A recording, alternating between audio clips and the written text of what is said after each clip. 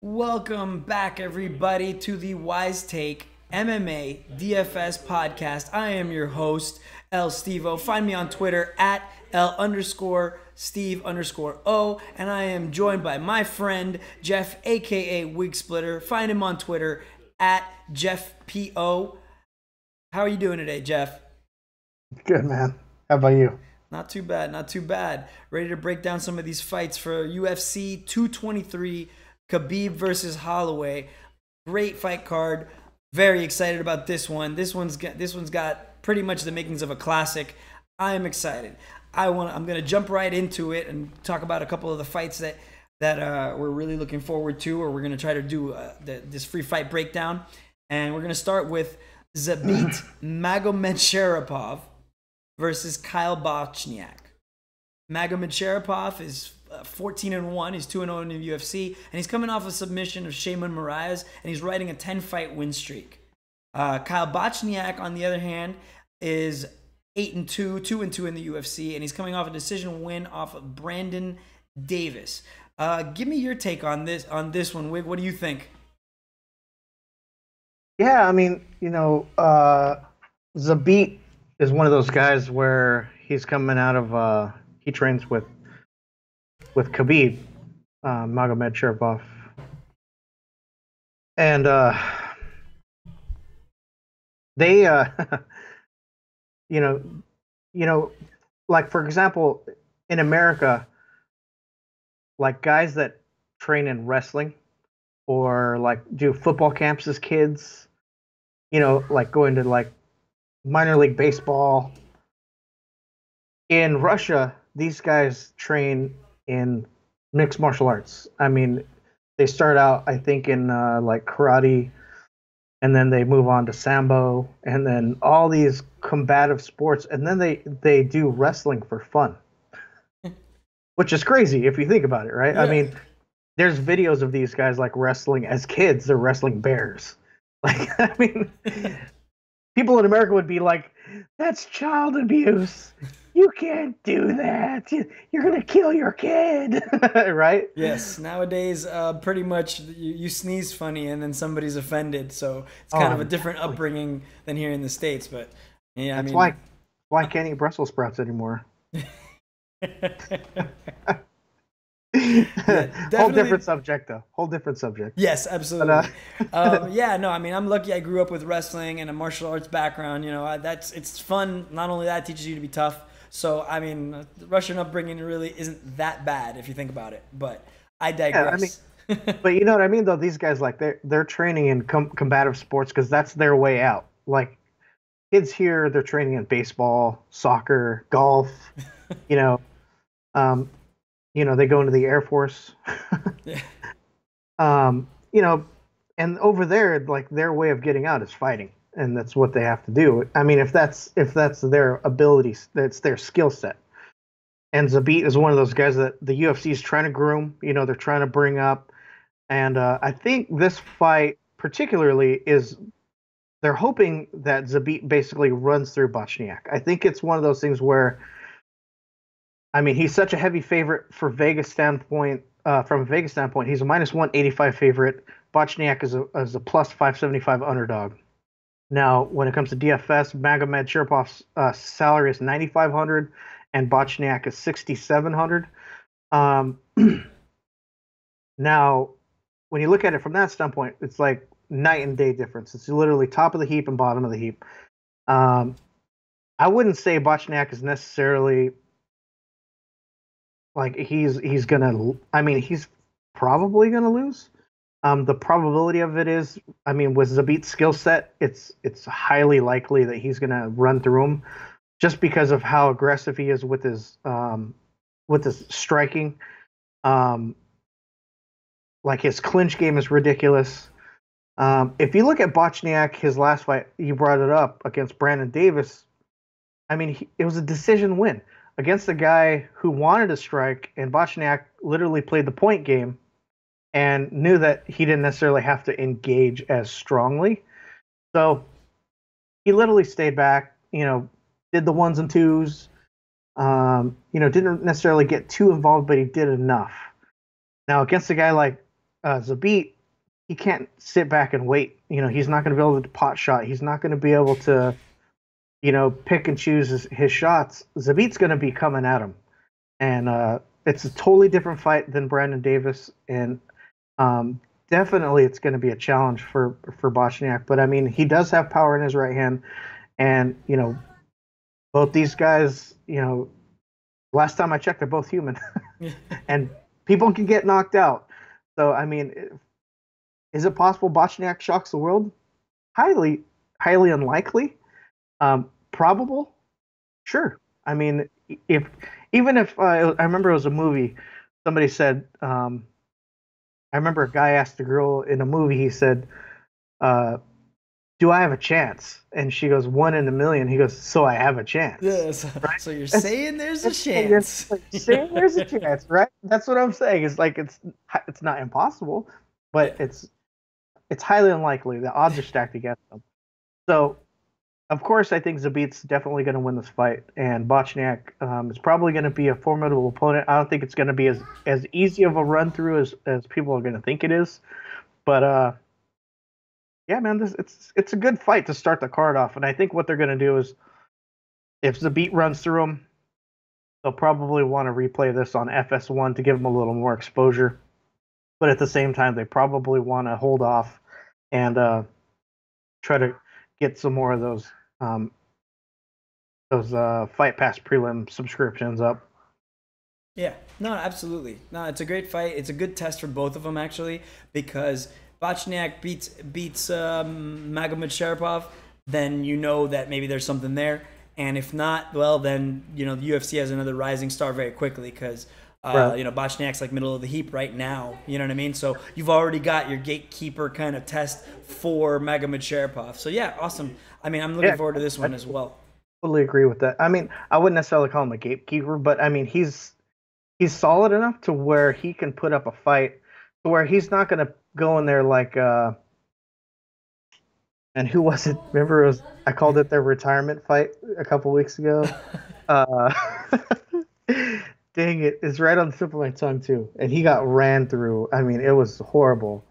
I know Pyle, Mike Pyle. Yeah, Mike Pyle. Like, Yes. I mean, like if Mike Pyle 10 years ago or 8 years ago, formidable opponent. Like, he was dangerous. But now, no. Now, Bochniak is in that same group where he's a fighter. I mean, he's not washed up. He's not on the way out. He's a guy that you're going to have to go in there and prove yourself. You're going to have to prove your mettle. Yeah. Steel sharpening steel. I think that's definitely what it is, and I think this is one of those things where if Zabit can capitalize on it, I think it's a good possibility that he can, put a little bit of glimmer on that rising star that he has. But for the next fight, what we're gonna do is we're gonna jump around a little bit. Let's go to the Beck Rollins fight. Beck Rollins versus Ashley Evans Smith. She's 5-3 overall record. She's 2-3 in the UFC. Rollins is 7-7. She's 3-4 in the UFC. Rollins is coming off of a split loss to Jessica Rose Clark, 3-fight losing streak. She lost to Tisha Torres, Paige Van Zandt. I mean, I don't know. Beck Rollins, she's had some health issues. I mean, I think it's rough. I'm not sure if she's fighting at the correct weight in this. I'm not sure if she either needs to move up or move down. I just don't pay too much attention to Beck Rollins just because of her fight style.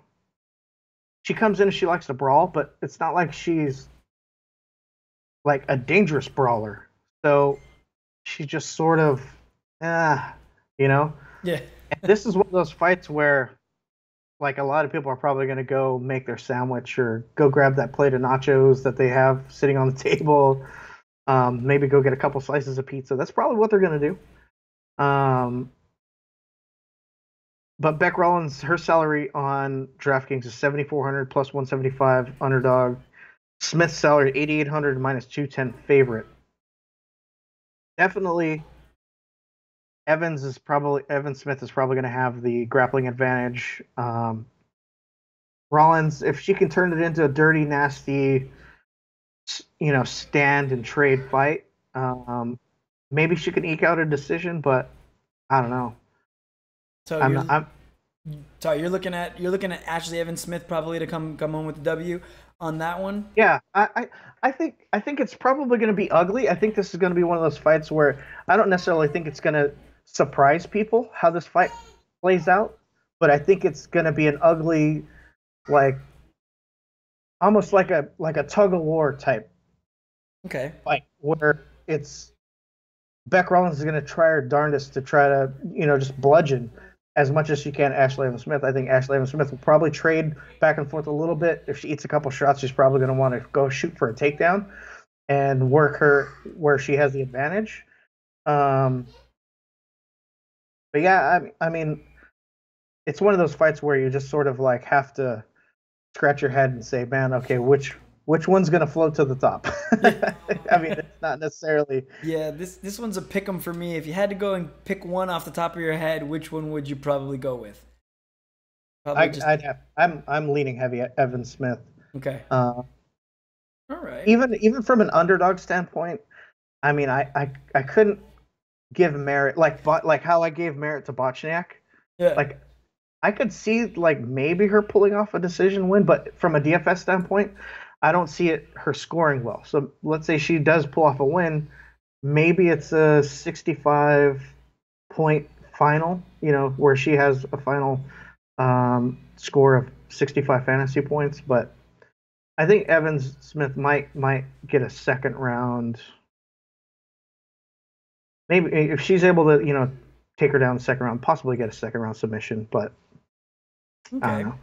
What do you got for the next fight? What's your next fight? My next fight, I think I'm gonna be picking Evan Dunham versus Olivier Aubin-Mercier. Evan Dunham, he's 11-6-1 in the UFC. He is riding a 4-fight win streak before his draw with Beneil Dariush. He has not fought any.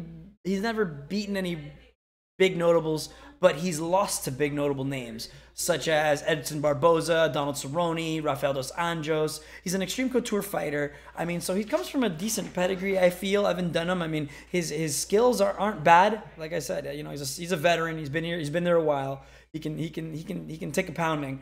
And Olivier Aubin-Mercier, he's 6-2 in the UFC. I mean, 10-2 overall. He's riding a 3-fight win streak. His last fight was September of last year, and he's coming off a split decision victory against Tony Martin.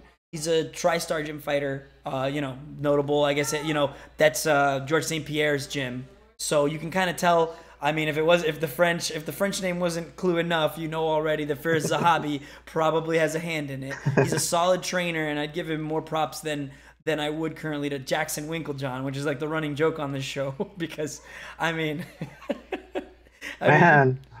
It's rough with those guys. I feel bad for those guys down there. It's sad because of the fact that they how do I put it?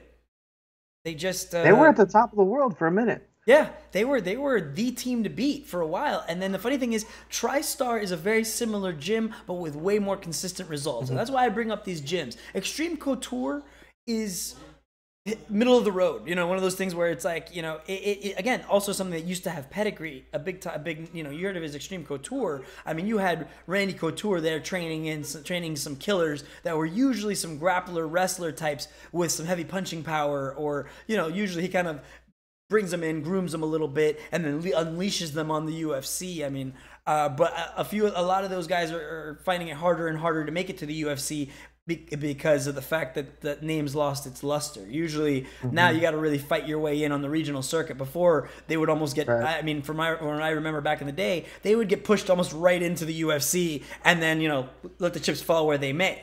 But what's your take on this one, though? I mean, me currently, this looks like a solid matchup, actually. I mean, this is almost a gatekeeper style fight in the sense of, it could go either way. I mean, the over/under is practically identical. We've got Evan Dunham as barely the favorite, but it could flip flop at any time. So, what's your more, I guess, in-depth take on this one? Yeah, it's I'm torn because OAM is he's one of those guys that if you look at his natural ability, you're like, wow. I mean, this dude, he looks like a freak of nature. He looks like literally a GSP clone, basically, right? His body is like, looks like he's made out of plastic, and he's just an action figure-ish type person. Dunham, on the other hand, he's one of those guys where he's just he's a workman. Like if you look at him, he looks like a plumber. You know, he doesn't have necessarily the greatest bod. He just has that dad bod. But then when he gets inside that cage, he's a monster. Dude's gritty. Uh, he literally has a well-rounded skill set. His salary on DraftKings is 8,100. He's a minus 130 favorite. OAM is same price, 8,100, and he's a plus 110 underdog. So you're correct. It is a coin toss. I'm leaning a little bit on the Evan Dunham side just because of he did come out I think you mentioned he came off a split decision win over Tony Martin. Um, but a notable loss that he had was against Diego Fiera, who just came back, I believe, 2 fight cards ago.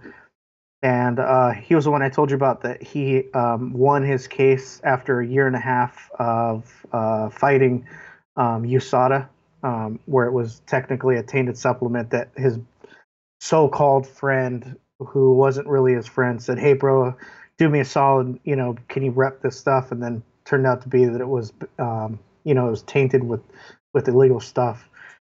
And it's unfortunate because he was out a long time, and that fight um, against Fier was was one of those ones that was sort of like an eye opener against Mercier. If it seemed, I think Dunham fits that same type of mold where he's literally going to push and be a little more aggressive and be in OAM's face.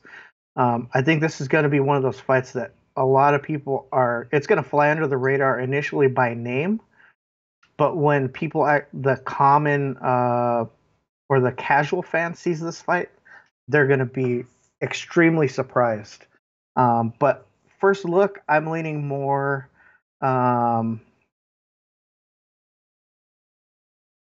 I'm leaning more Dunham, um, but both their salaries are fairly similar. If you wanted to be contrarian or do a what's the word I'm looking for? Brain spasm. Uh, if you wanted to do if you wanted to hedge your lineup, do one with Dunham and one with Mercier. I mean, that's totally plausible too. But at the same time, um, for you can easily go up a couple $100 or down a couple $100 and possibly get the same results. But yeah, that's it for that. Is it my shot or is it your shot? You could take this one. This one, Okay. and interesting to see what you're gonna talk about in this one.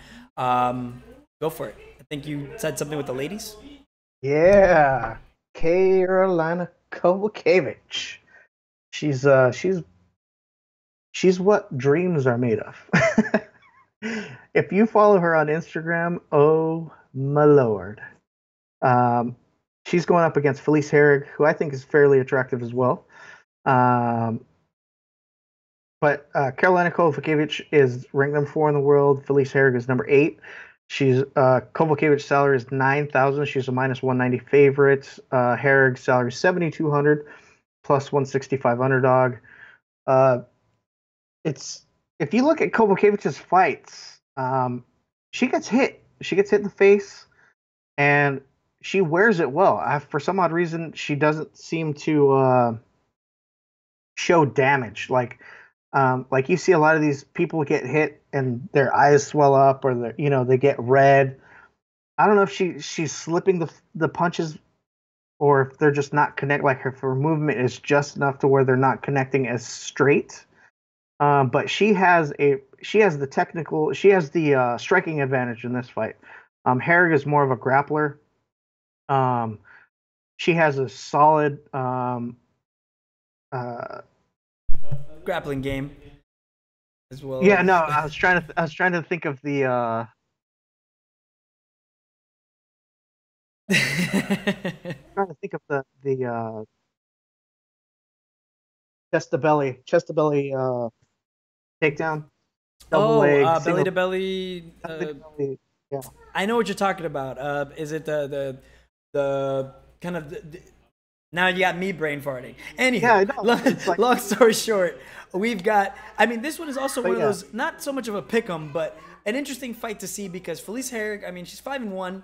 You know, she's got an average, a well-rounded skill set. But Kowalkiewicz, I mean, dude, like you said, she could take a beating, and not to mention right. the fact that she could still dish it out. Coming down the pipe, I mean, she's almost like one of those zombie type fighters that just keeps chugging along. Doesn't matter if she's outclassed. I mean, you can watch her fight with Joanna Champion, like they call her, with Joanna Jedrzejczyk, and dude, she took everything she had. I mean, I don't think Joanna didn't TKO her or anything, just outpointed her. And not to mention, Kowalkiewicz is very young. So if she has time to polish up that skill set, and then this is going to be a very good test with her because now she's got somebody who's got a lot of grit.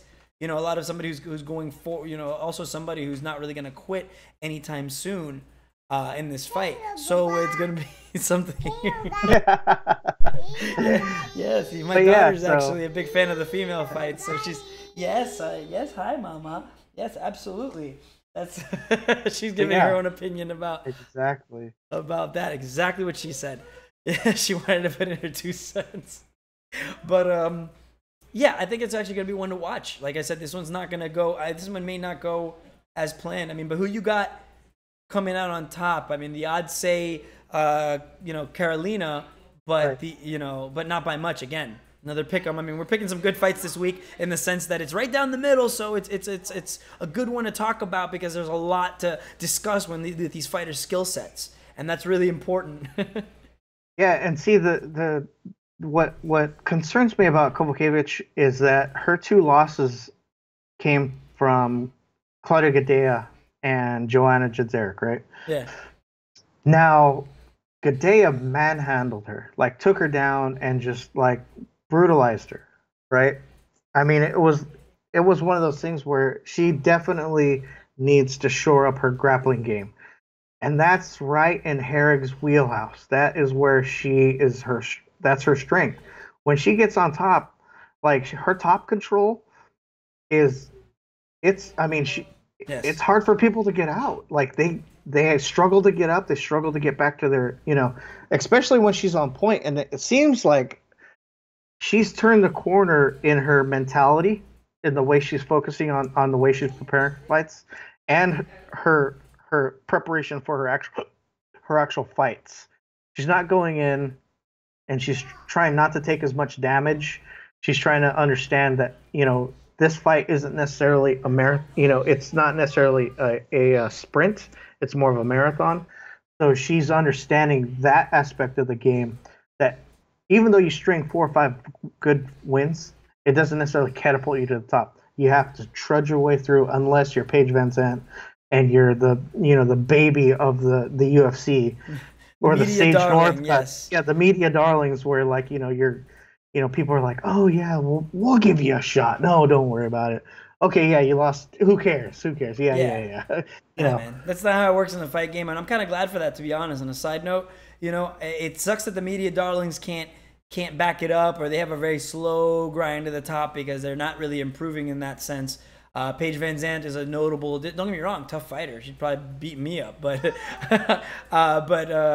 no. I mean, I'm glad that this is more of a must see fight for me personally, because it's not about their looks, even though they're both good looking. It's about their skill sets, and whoever really wins this fight, especially Felice Herrig, I mean, might be in line for a title shot, because at 115, I mean, once Joanna and Thug Rose, battle it out this weekend, we're gonna see a clear path to the title. Because if Joanna fails, she's not getting another title shot, and then if Thug Rose fails, same thing, not getting another shot for a while. We're going to see if it's a fluke or not. So these two could prime themselves. I mean, especially because Kowalkiewicz, I think, has already lost to Joanna. But if Rose wins, actually, she's beaten Rose before. So this makes for a little bit more drama.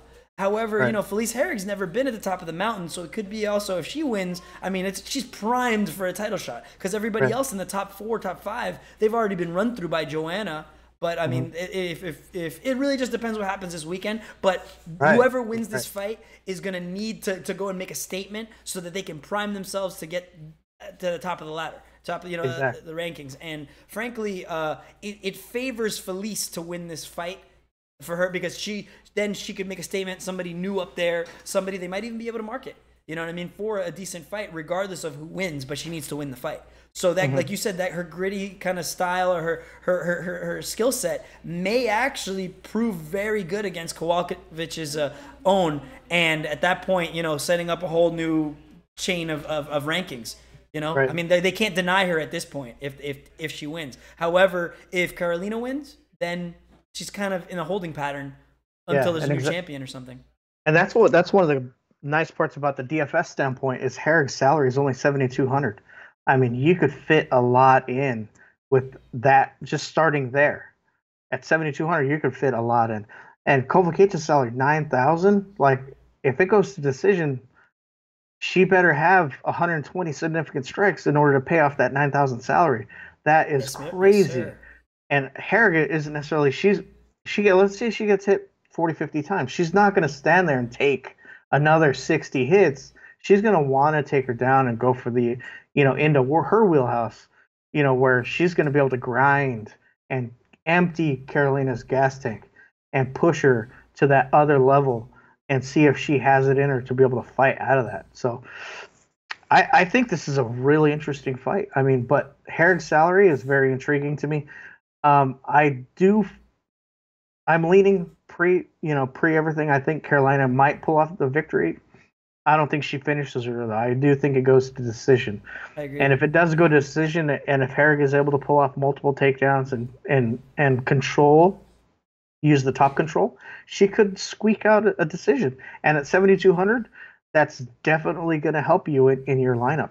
Absolutely. I mean, I'm looking at actually doing a couple of lineups, one with each, same as OAM and Dunham, just because of the fact that this one's it depends who came to fight that day or who executes their game plan. So I'm actually looking forward to this one just because, I mean, it could go either way. It really just depends on who my thing, if I can add just a little bit more to that, is I've noticed that in her losses, Kowalkiewicz has not shown an adaptiveness. You can lose a round, you know what I mean, and it's okay if you come back the next round and you fight in a different style or you change it up. She's great at having blinders on and going forward, but her adaptability for me is low. Her adaptability, if she doesn't, she'll keep going at that game plan, but she won't alter it. Whereas I think Felice Herrig has a little bit more of that in her. She'll try something different, if what she's doing isn't working.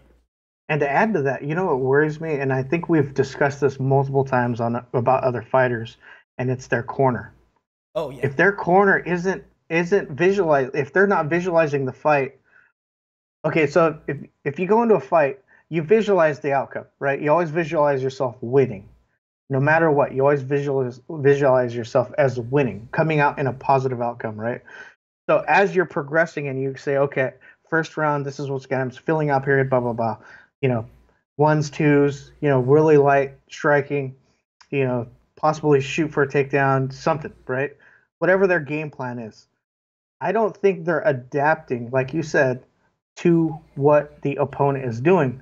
They just stick to okay, we got to go in there and strike. We got to go in there and strike. If that's not working, you have to change it up.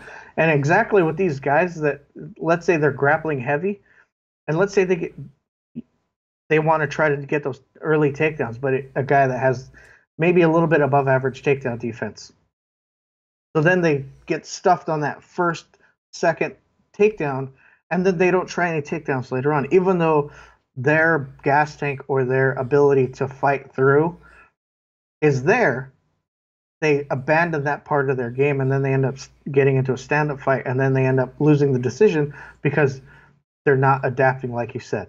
And I think it has to go with how smart their corner is. As well. Yeah, because sometimes, when you're in the middle of a fight, you've got blinders on as well. And there's some people who throw the rulebook away. There's other ones that only stick to it, like Carolina. And then it's one of those things that if you're not adaptable, your corner needs to be. And your corner needs to snap it into you and say, hey, all right, we're changing, we're turning the corner, we're doing something different. And then that fight, it's a symbiosis, I guess, with the corner and their fighter, especially if if the fighter is headstrong, which is great sometimes. However, not so much if they're not willing to adapt. And sometimes the corner doesn't know what to do. So that corner needs to have that fight IQ or vice versa. Exactly. So I agree with you 100%. And I've noticed that that's a lot. That's a big problem in MMA. But that comes with time. That comes also, it really just depends on the gym. And that's the make or break for a lot of these gyms. And I think a perfect example why we rag on Jackson Winklejohn is a lot of the time they stick to their point fighting game. And they don't either tailor to their strengths or they just keep them on this narrow path. And then they don't tell them, all right, well, plan A didn't work. Let's go with plan B. Hey, they don't stress to their fighters, hey, you're losing this fight. You need to snap out of it or you need to get your head in the game. Plain and simple. Yep. And that's my biggest problem because you can see it. Oh yeah, you're doing fine. Just go and keep on, do your ones and twos and make sure you do the low kick. And then this fighter's already in there thinking, so then it's an even bigger shock when they lose because they can't understand it. And it's just the fact that I think honesty from a corner is important as well. I'm not saying that they don't always give that, but it seems a lot of these gyms, they like to play it safe as opposed to, look, if you're already losing the fight, go for broke. That's what MMA is all about. There's the whole fantasy of you can pull that come from behind victory. You can do all that, but you need to be in sync. You need to go and be able to adapt and change. And that's a big thing. We talk about this a lot, but we joke around, but it's a good time. It's a good conversational piece, I think, especially. So moving right along, next fight that I kind of we wanted to talk about as well is number 11 Renato Moicano versus number 13 Calvin Kattar. Moicano's 3-1 in the UFC. He's coming off of a submission loss to Brian Ortega, understandably. But before that, he beat Jeremy Stephens by split decision. And that's the new Jeremy Stephens, I'd like to think. I don't think it's the old Jeremy Stephens. He's been doing some big things, Jeremy Stephens. So this guy, Moicano, might be somebody to look at. And then we've got Calvin Kattar as well. Kattar's 2-0 in the UFC, 18-2 overall, so he's got some experience. He's riding a 2-fight win streak, and he's coming off a win against Shane Burgos in January. And before that, he beat Andre Fili. Not anybody that's too terrible either. So this could also have the makings of a really good fight. You've got your Kattar as your -145 favorite, and you've got Moicano as your +125. But again, pick them right down the middle. They've got some decent, like I said, their skill sets aren't bad. So on this one, it could go either way. Depending on who, styles make fights and whoever imposes their will, I feel. What do you got? Yeah, man, Moicano's salary is $7,500 on DraftKings and Kattar is $8,700. Moicano, it disappoints me because that fight against Brian Ortega, he was winning. He could have easily just coasted in that last 45 seconds, what was it, a minute and something. He could have coasted to a decision victory in that fight. And he decided to dive in and he got choked out. And I was just like, what just happened? It was another Ankalev that happened. I was just like, I just dropped my head and I go, well, there goes that lineup. Yep. It's something that's happened to us quite a few times lately, especially just when we have that perfect lineup and there's always that one guy right at the end, that spoiler. And then Kattar, on the other hand, is everybody overlooks him. He's just not. He's not very. If you look at him, he doesn't look very assuming. He's one of those guys where people just tend to go, he's probably going to lose. But then they don't realize that, man, he's a good fighter, man. Like, he goes in there, he's a solid technical striker. He comes forward, he puts pressure. He'll eat shots to give shots. In that Shane Burgos fight, like, he was losing. I think he was losing initially, and then he just came back and he just put it on him. And he just has that gear. Now, Let's shift into another gear. Let's do it. And he's just going to push. Do you think that he's a slow starter, or do you think he's somebody who goes firing out the gate, or do you think he needs a bit of a tune-up, like right at the beginning, slow to start? You know, it depends because I mean, you look at his fights. I mean, like the one against Shane Burgos, it seemed like Burgos was the one who came out aggressive. But then all of a sudden, Burgos realized, like, man, I'm hitting him with stuff, and he's not slowing down. Like, what do I do?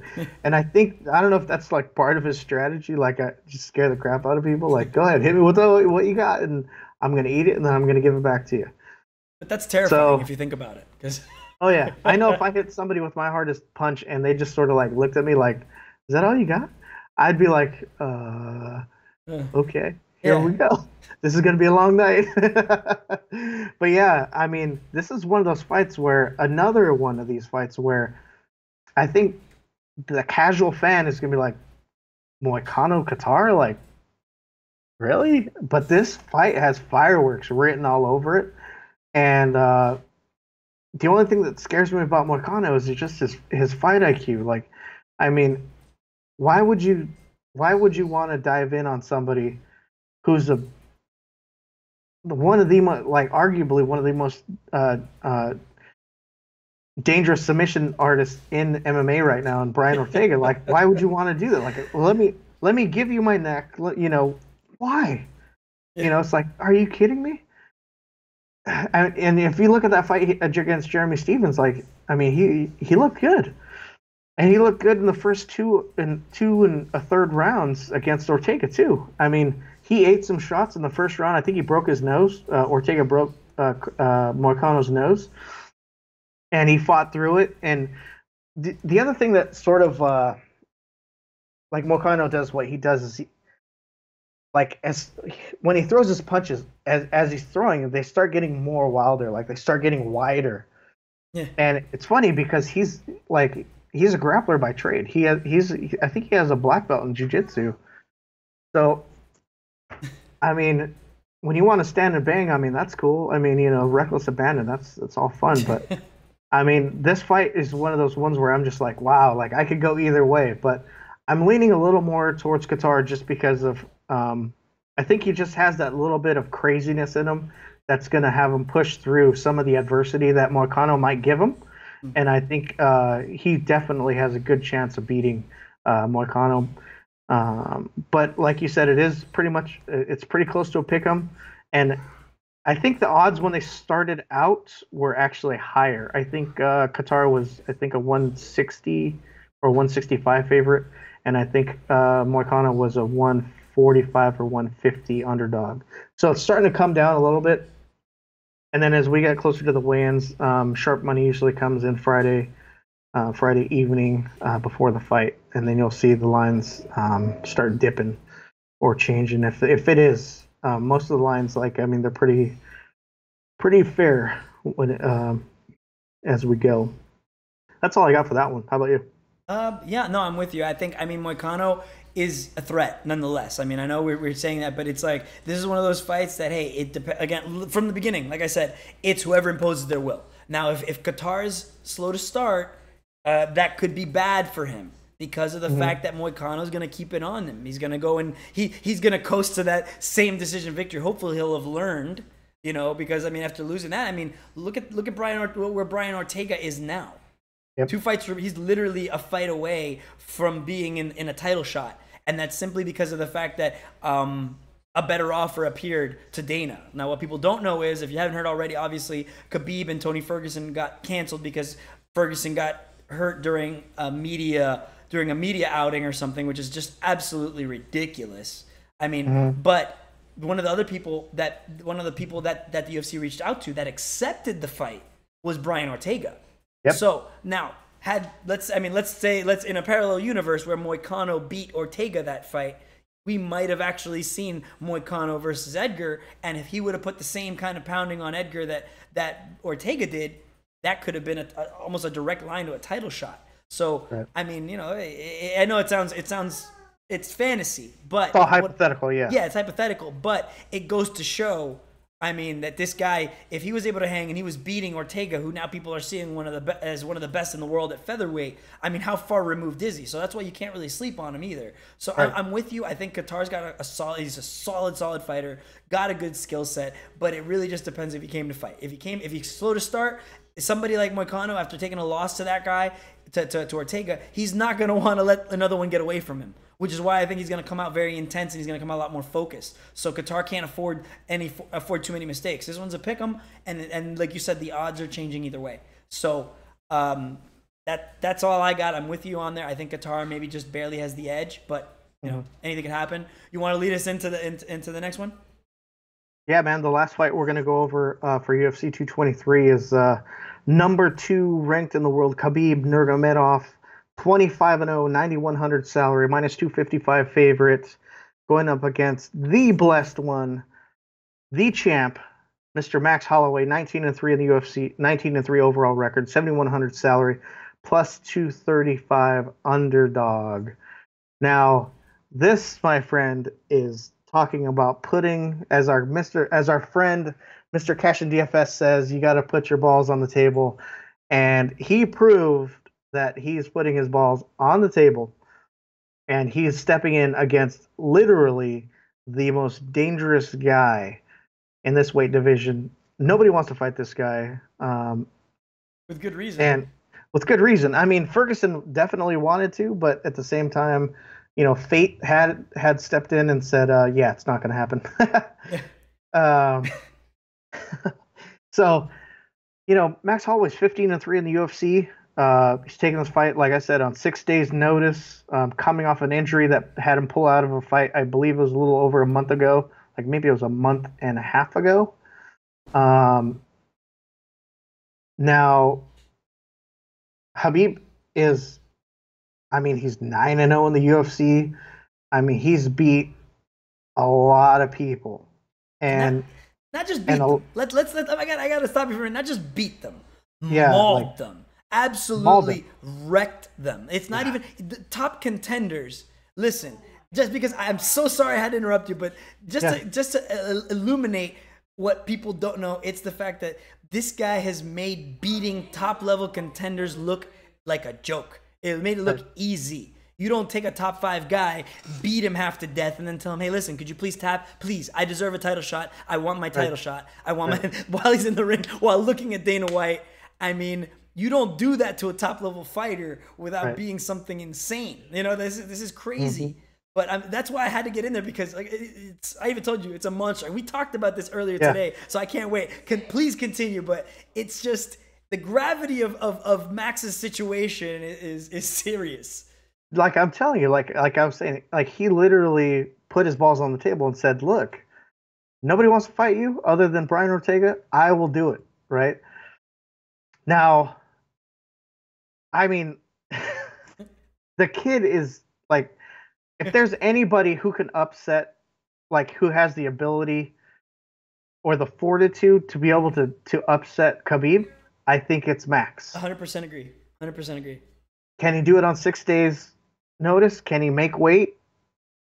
I don't know. We'll have to see. Well, let's see how blessed he is. Really, it's one of those things that...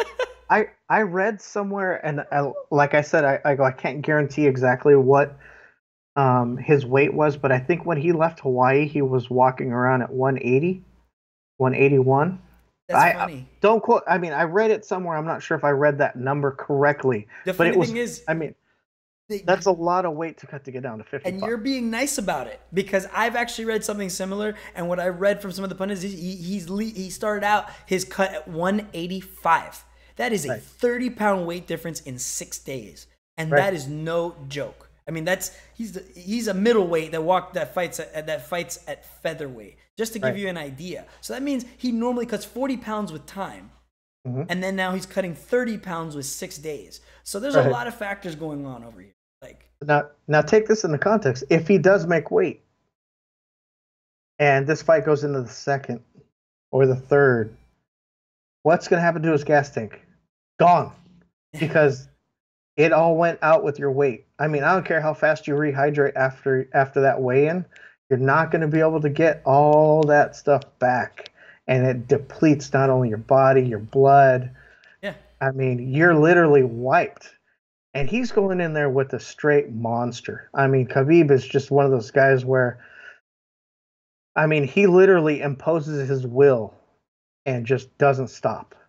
It's crazy. I know there's a lot of people out there that don't like him, that don't think that he's deserves to be ranked number 2, or they think that there's he's fought a lot of tin cans or whatever, but nobody wants to fight him other than Tony.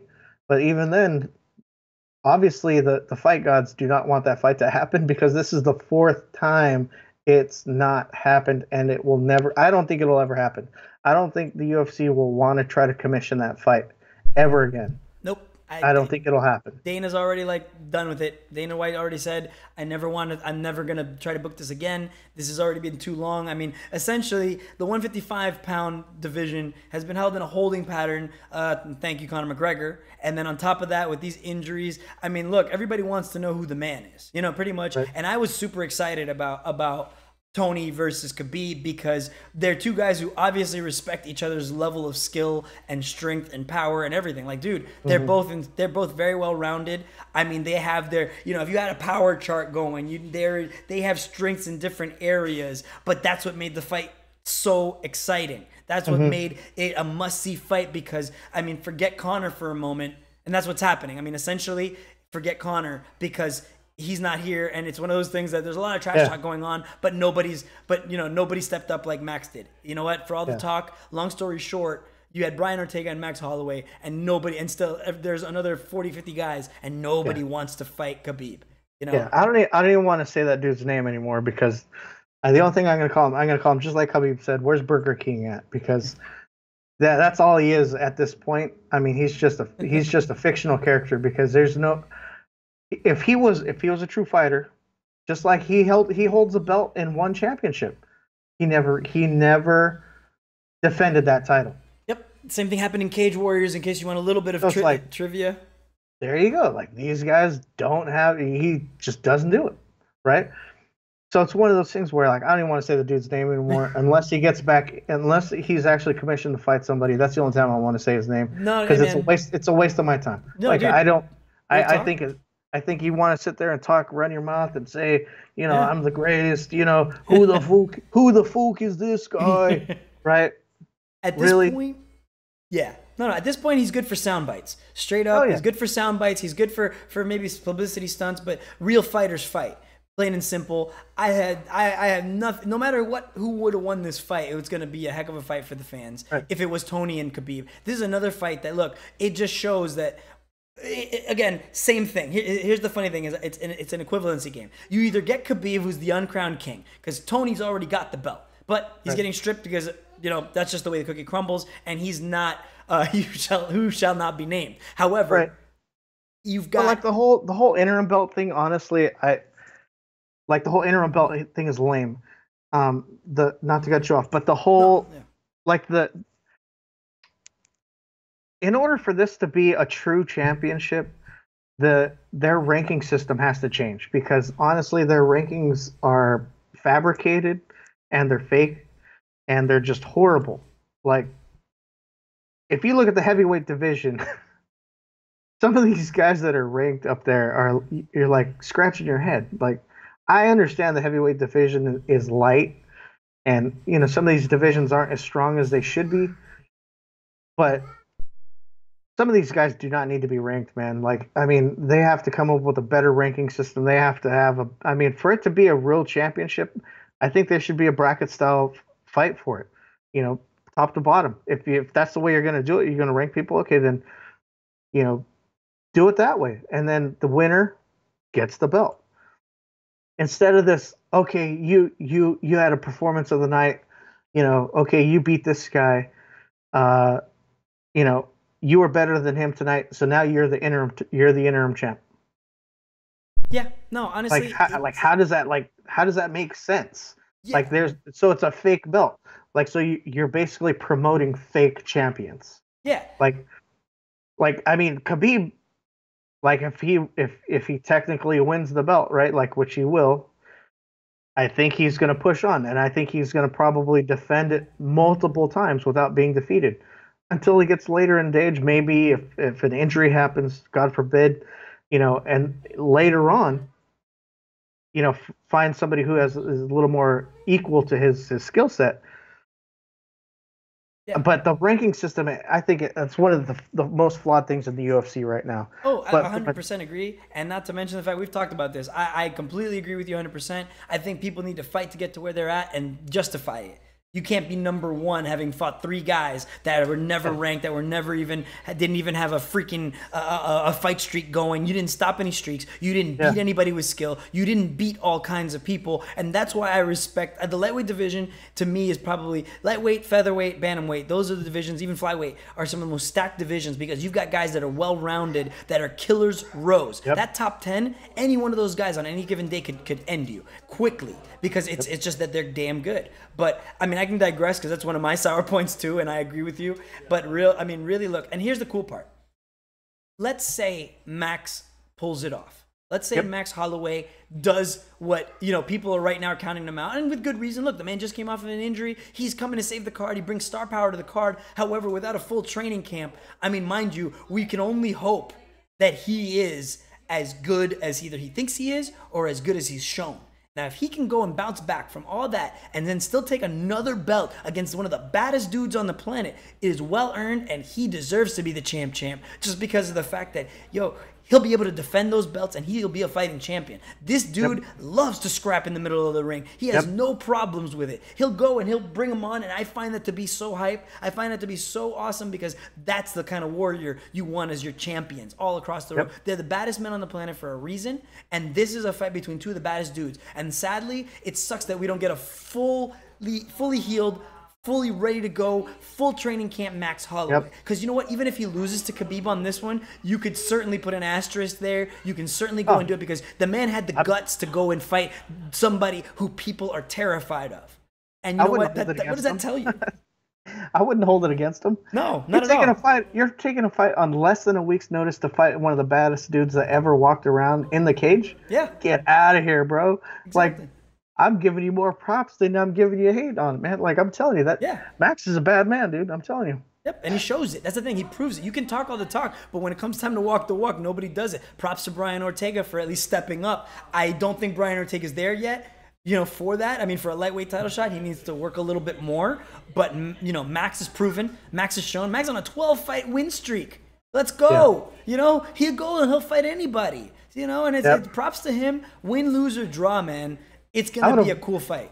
I ain't going to lie, though. I would have loved to see T-City in there against Khabib, though. Oh, no. That would have been a solid scrap, too. Yes. No, completely. That would have been, I ain't going to lie. That would be like headline action, like straight New Year's Eve, old Pride, you know what I mean? Like the old Pride days where you had like Fedor going up against Krokop type thing. Yes. That would be that kind of fight. And it would but why? Because Tony earned it. Ferguson went and he went through a killer's row of people, and he also made it look good. He showed that his skill set is completely well-rounded. His striking is top-notch. I would love to see Tony versus Max Holloway. That would be a hell of a strike fest. Two dudes that want to sit and bang in the ring, and not to mention the fact that his ground game is solid. I would have loved to have seen what Tony would have done if Khabib took him down. Who would have won? His jiu-jitsu or Khabib's sambo? These are all the questions that we may never get answered, and that's the saddest part about it, because you had two game fighters ready and raring to go, and I'm just happy that at least we're still getting a heck of a headliner, because this is a super fight. Make no mistake about it, this is a super fight, and no matter what, it's worth your money, period. Even on short notice, this is I'd pay just to see this fight. This is like insane, but yeah, man, it's exciting. Khabib's salary is 9,100. He's a minus 255 favorite. Holloway's salary is 7,100. Like, from a GPP standpoint, I definitely will have a share of Max Holloway. I'm not going to go heavy on it. But, I think Khabib's probably going to be uber chalk, and it's probably going to be those ones where you're going to have to roster. Let's say if you had 3 lineups, I'd probably say at least have them in 2 and then have 1 Holloway lineup. But yeah, I think Khabib's probably going to be uber chalk, and it's rightfully so, because he's going up against a guy who's taking the fight on short notice, and he's coming off an injury. But you can't count him out. He's got hands. Dude he's when it comes to striking, he's a bad man. Yeah, no doubt about it. Like I said, anything can happen, and frankly, if there's anybody that could do it, it's Max Holloway. Plain and simple. So don't count him out. Like I said, put him in another lineup. just in case. You never know. I mean, right now, the odds are completely stacked against him. The mountain is as steep as it gets. But, hey, like I said, if there's anybody that could do it, it's this guy. Yeah. So now it's a shameless plug. If you guys aren't already subscribers at wisetake.com, we have some of the greatest minds in DFS. We have MLB, NBA's finishing up. There's still going to be some playoff action available. There's Major League Baseball. There's NASCAR, PGA. We have MMA, of course, because you're watching this. The MMA package for a per event. So, for example, UFC 223, if you want to get the premium content where I go detailed pick by pick, fight by fight, I tell you which are GPP options and which ones are more cash viable. To get in on that action and to have access to the premium chat, it's $4.99. It's the cost of 2 Red Bulls, a venti at Starbucks, a Happy Meal at McDonald's. Like whatever you want to give up for a week, you're probably going to make it back in a couple DraftKings contests for MMA. PGA's on fire. NASCAR is insane. It's one of those things you got to jump in. Come join the team. We're always, come join the nation. You can hit me up on Twitter. You can hit Steve-O up on Twitter. We're always there. We're always available. You can always ask us questions. There's going to be some pretty exciting content that I'm going to be uploading to the Wise Take webpage. That's going to be a little extra tools for lineup construction and development. That's going to be released this week. So look forward to that. But other than that, that's all I had to say. All right, awesome. Well, like I said, thanks for joining us today, guys. We really enjoyed giving you this fight preview for UFC 223. Come join us like we said. Come join us on the weekend. Give us for more fight by fight breakdowns. Give you in depth and our picks for who's gonna win these fights, as well as the fact on on how to play cash, play GPP, do all that wonderful DFS stuff, and win some cash.